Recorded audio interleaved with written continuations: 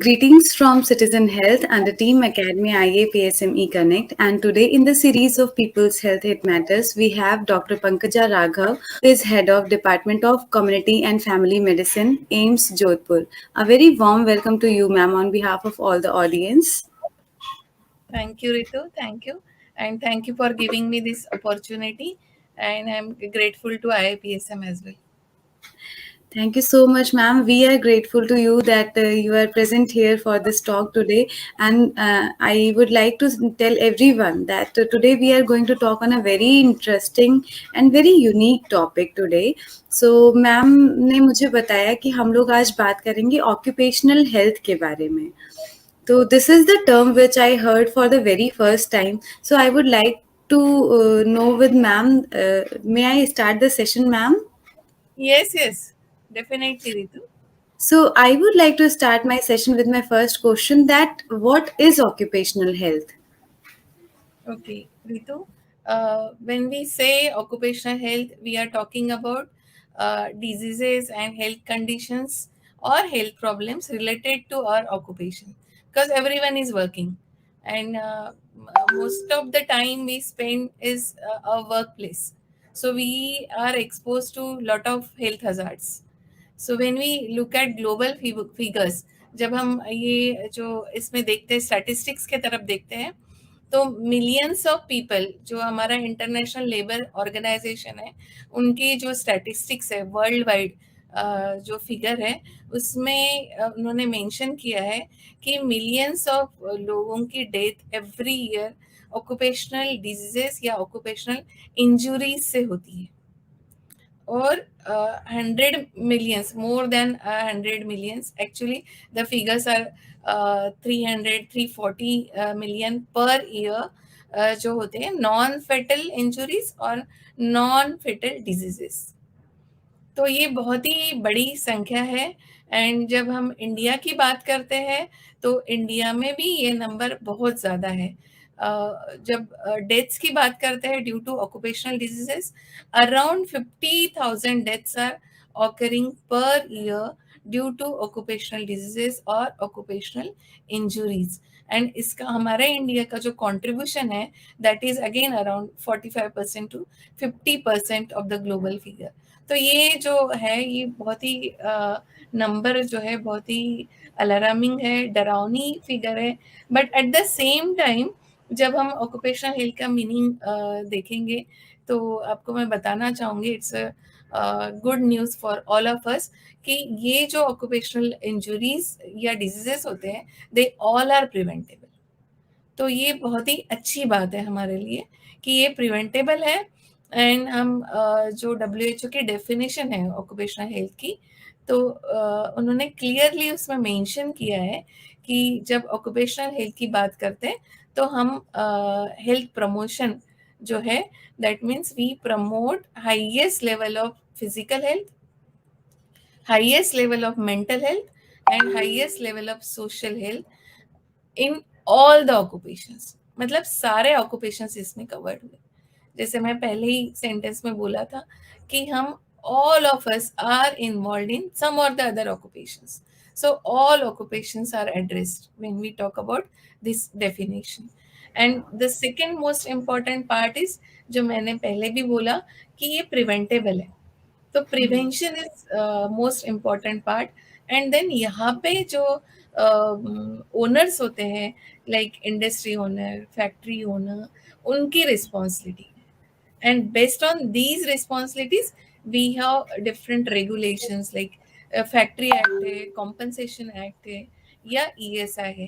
तो ये सारा कवर होता है. तो they also are responsible equally for preventing occupational diseases. And then most important thing is it also covers ergonomics. So ergonomics is also एक interesting part है occupational health का.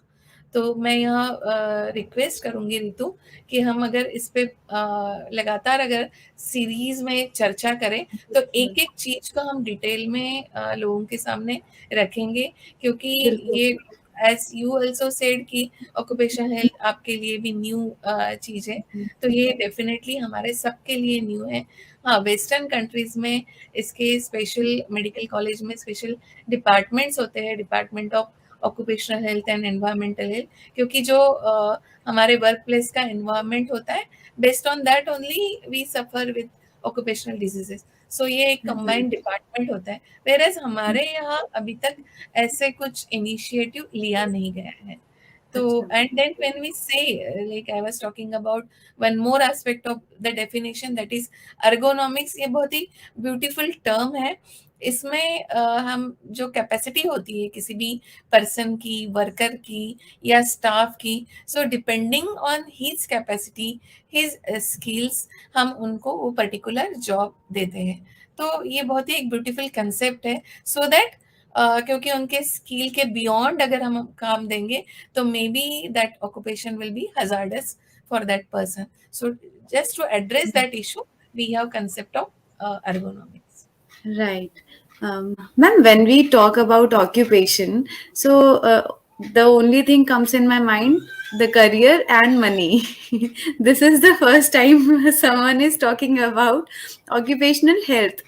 ये एक कोरिलेशन सुनने में पहली बार आ रहा है, लेकिन फिर भी मैम मैं कुछ एग्जांपल्स आपसे ज़रूर, जैसे आपने फैक्ट्री और इंडस्ट्रीज़ की बात करी, तो वहाँ पे जैसे सुनने को भी मिलता है कि किसी कर्मचारी की ऐसे हैज़ार्ड कुछ एक्सीडेंट हुआ या ऐसा प्रॉब्लम हुआ, तो यही सिर्फ इसमें इंक्लूड होगा या जो ऑफिस जा रहे हैं उनका भी ऑक्यूपेशनल हेल्थ से कुछ है कनेक्शन? प्लीज कुछ एग्जांपल्स मैम बताएं। Yes, yes, definitely. As I said कि इसमें सारे occupations कवर होते हैं, whether it is a factory, factory means कुछ produce कर रहे हैं आप, तो not only that, like people like us, we are doctors, so we are also like COVID में तो आपको सबको ही पता है कि हमको occupational hazard यही था कि हमको COVID हो जाएगा पेशेंट से, तो that is why we were all using a PPE kit, so that was for protection, so and then we could prevent COVID। तो वही होता है एक्चुअली ऑक्यूपेशनल डिजीज। सो एक मैंने ये सिंपल एग्जांपल दिया, and then all of us know about Bhopal gas tragedy. So वो एक बहुत ही इम्पोर्टेंट एग्जाम्पल है ऑक्यूपेशनल हजार्ड का। 1984 का जो हुआ था एक्सीडेंट, बहुत ही खराब था, मतलब वो ट्रेजिक इवेंट था हमारे सबके लिए, एंड अभी भी उसकी चर्चा होती है, अभी भी लोगों पर उसका इफेक्ट है। अराउंड 3000 लोगों की डेथ हुई थी उसमें, एंड लाखों लोग सफ़र हुए थे। तो वो एक एग्जाम्पल है, ऐसे बहुत सारे एग्जाम्पल्स हैं। मैं करंटली, क्योंकि ये टॉपिक मेरे बिल्कुल it is dear to my heart, occupational health, तो यहाँ मैं अभी राजस्थान में एक सिलिकोसिस नाम की बीमारी है, उस पर मैं काम कर रही हूँ। तो उसमें जो होते हैं वर्कर्स, माइन वर्कर्स, या जो आप लोगों ने सुंदर सुंदर मूर्तियाँ देखी होगी, बट वो मूर्तियाँ बनाने के पीछे कितने लोगों को सिलिकोसिस हुआ और कितने लोगों की डेथ हुई, इसका अंदाज़ा बहुत ही कम लोगों को होगा। तो मैं बिल्कुल उनके करीब जाके काम करती हूँ, तो मुझे पता है कि क्या हो रहा है उन लोगों में। तो अगर सिलिकोसिस का आप डेटा देखोगे, थोड़ा-सा ही रिसर्च हुआ है, बहुत ज़्यादा रिसर्च नहीं हुआ है उसमें, काम की ज़रूरत है अभी यहाँ। तो हमने देखा है कि 35 इयर्स में लोगों की डेथ हो जाती है सिलिकोसिस से। तो ये तो क्या एज है 35 इयर्स। अभी तो जनरेशन्स को हम देखते हैं, 35 इयर्स में तो मैरिज भी नहीं होती है लोगों की, सेटल भी नहीं होते हैं। तो यहाँ तो सिलिकोसिस से डेथ हो रही है लोगों की at the age of 35 years. And then फिर जो मेल पर्सन होता है, जो घर का एक सदस्य, जो हेड ऑफ द हाउस, उसकी जब डेथ हो जाती है, तो यू कैन जस्ट इमेजिन उस फैमिली पे क्या होता है। वो जो विडो होती है, वो सामने आके सेम काम करने लग जाती है, बच्चे उसके साथ जाते हैं, तो they all are expose to that silica dust, and we have seen a small child also suffering from silica, though he was not working because he was just accompanying his mother. So it's like a lot of hazard is there, and as I said, and I want to definitely repeat it, कि everything is preventable. Point is कि हमें पता नहीं है, हमारे लोगों को पता नहीं है। एंड देन जो है इसमें जो काम करना ज़रूरी है कि इंजीनियरिंग डिपार्टमेंट के साथ हम लोग हेल्थ डिपार्टमेंट भी अगर काम करें, सो दैट जो ergonomics जो है वो एड्रेस हो जाए, एंड ऐसे ऐसे मशीन्स डेवलप हो या मैन्युफैक्चर हो कि जो पर्टिकुलर इंसान का जो स्ट्रक्चर है, जैसे कि वेस्टर्न कंट्रीज से जब मशीन आती है तो उनका जो फिजिकल स्ट्रक्चर है, उनका जो फिजिक है वो अलग होता है, उनकी हाइट ज़्यादा होती है, एंड जो हमारे इंडियंस की एवरेज हाइट थोड़ी सी कम होती है, तो उनको थोड़ी डिफिकल्टी जाती है हाई एंड मशीन्स ऑपरेट करने में। तो designing of the machines is also important, and वो ergonomics के थ्रू ये सारी चीज़ें एड्रेस हो सकती है। एंड व्हेन वी से ऑक्यूपेशनल डिजीजेस, तो सारे हमारे शरीर के सारे अंग, organ systems, they can be affected. Like कोई अगर केमिकल्स के साथ काम कर रहा है तो स्किन डिजीजेस हो जाते हैं, स्किन के कैंसर्स हो सकते हैं, अदरवाइज भी बाकी भी शरीर के यूरिनरी ब्लैडर का कैंसर हो सकता है। मतलब कैंसर इज कॉमन। मैं एक सिलिकोसिस की बात कर रही थी, वो तो रेस्पिरेटरी सिस्टम को, फेफड़ों को अफेक्ट करता है, और सिलिका अगर जाके बैठ गया, और सिलिका जैसे बहुत सारे डस्ट है, एस्बेस्टोस है, देन आयन है, कोल है, ऐसे डस्ट जब फेफड़ों में जाके बैठते हैं तो कोई हमारे पास करंट टेक्निक में, करंट जो मेडिकल साइंस है उसमें तो कोई ऐसा इलाज ही नहीं है कि वो डस्ट हम बाहर निकाल पाए। तो वो तो बस गई, हमारी जो लंग होती है वो बड़ी इलास्टिक होती है, नॉर्मल लंग, बट जब वो डिपॉजिट होते जाते हैं ऐसे डस्ट, तो बिल्कुल वो प्लास्टिक के जैसे कड़क हो जाता है, फ्लेक्सिबल नहीं रहता है, तो ब्रीदिंग प्रॉब्लम हो जाती है लोगों को। And when I interacted with this people, तो एज आई सेड कि there are regulations, as per regulation उस पर्सन को हमने वहाँ उस काम से हटाना चाहिए, क्योंकि then there should not be further exposure to that particular hazard again and again. But हमारे जो लोग होते हैं, दे आर सो पुअर, उन्हें नहीं मालूम, दूसरा काम नहीं आता, तो दे मैं I have interacted with this people, and I found out कि they are afraid to shift to some other job. So we should think in different angles, some innovations, all these are required, क्योंकि ये hazards again I will repeat कि they are all preventable. Right ma'am. So जैसा आप बता ही रही हैं कि इनको समझाने पे भी ये दूसरे जॉब को स्विच करने में डरते हैं। तो there must be various challenges you have faced during your work and activity in still I am sure that you are still facing this challenges and problems in Rajasthan also. Ma'am, please can you share some challenges with us? Yes, there are a lot many challenges when we say occupational health, occupational diseases. Like we literate people also don't know what is occupational health. Forget about poor workforce. So people are actually not aware about this. And one more hurdle is like when we say reporting. मैंने काफी बड़ी figure आप लोगों को बताई, but वो figure true नहीं है, इन द सेंस कि बहुत सारे लोगों का जो है डायग्नोसिस ही नहीं हो पाता, दैट मीन्स वो फिगर उससे भी ज्यादा है।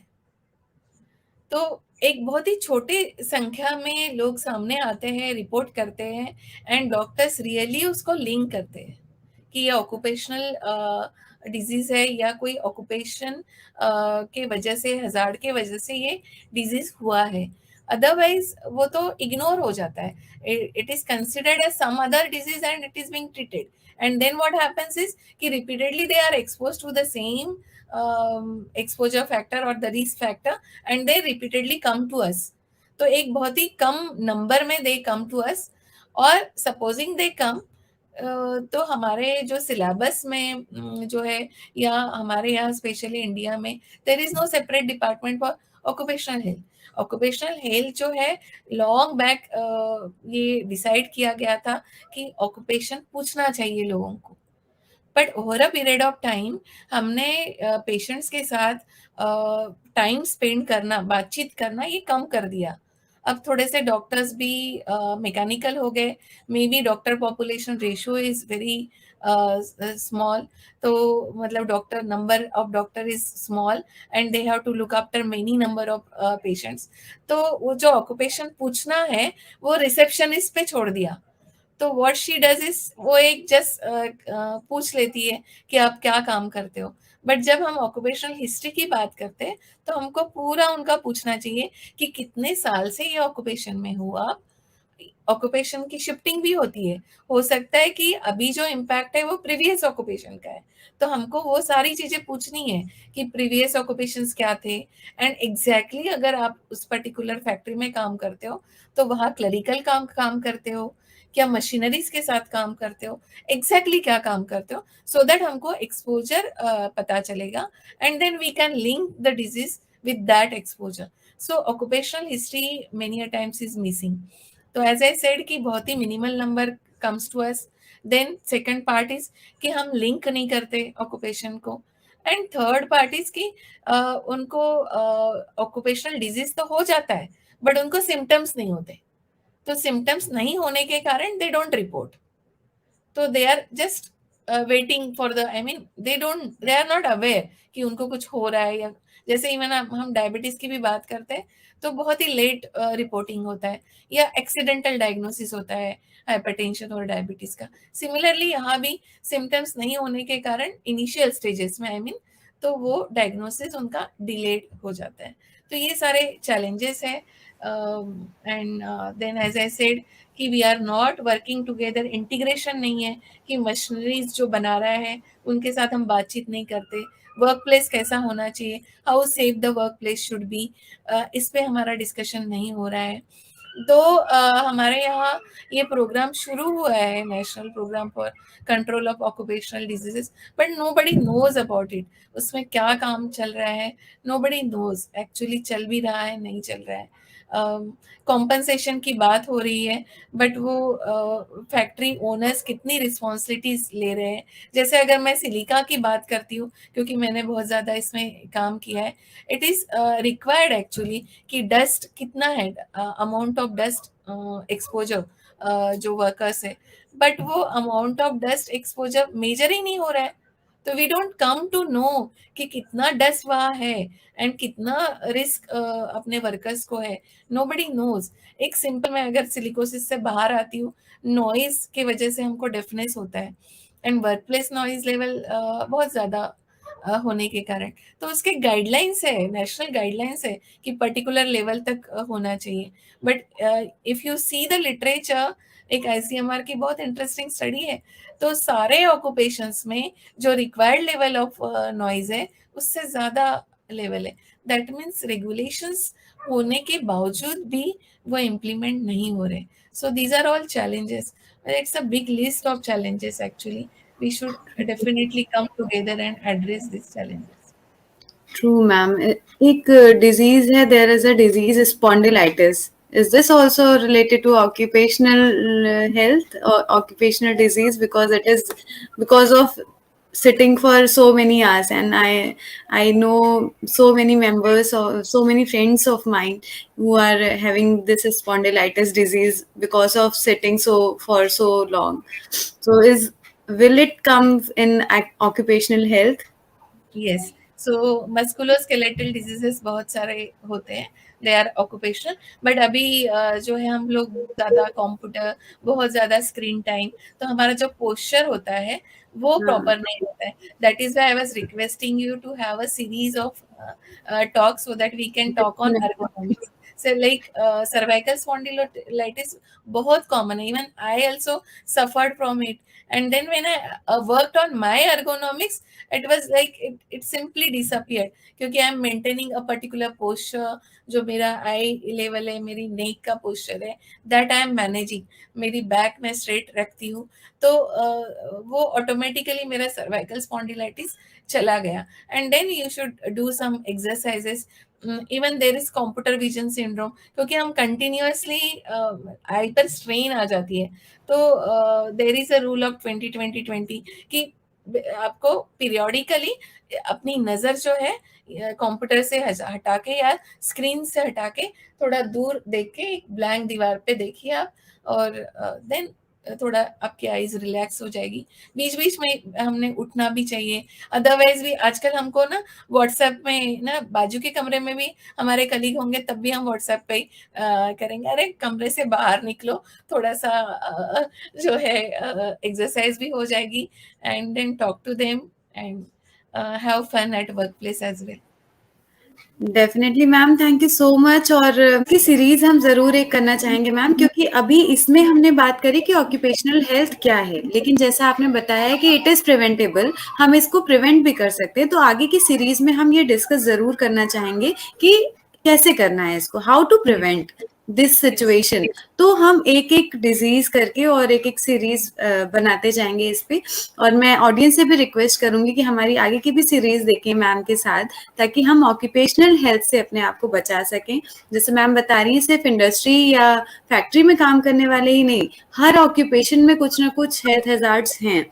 तो मैम डिस्कस करेंगी हमारे साथ कि क्या क्या वो हेल्थ हैजार्ड्स हैं और उनको हम कैसे मैनेज करें, कैसे प्रिवेंट करें। बट अभी के लिए thank you so much ma'am, हम लोगों के पास टाइम थोड़ा कम होने की वजह से हम इसको नेक्स्ट सीरीज में जरूर कवर करेंगे। But thank you so much ma'am for talking with us, it was really nice and interesting talk with you. Thank you so much from the team Academy IAPSM.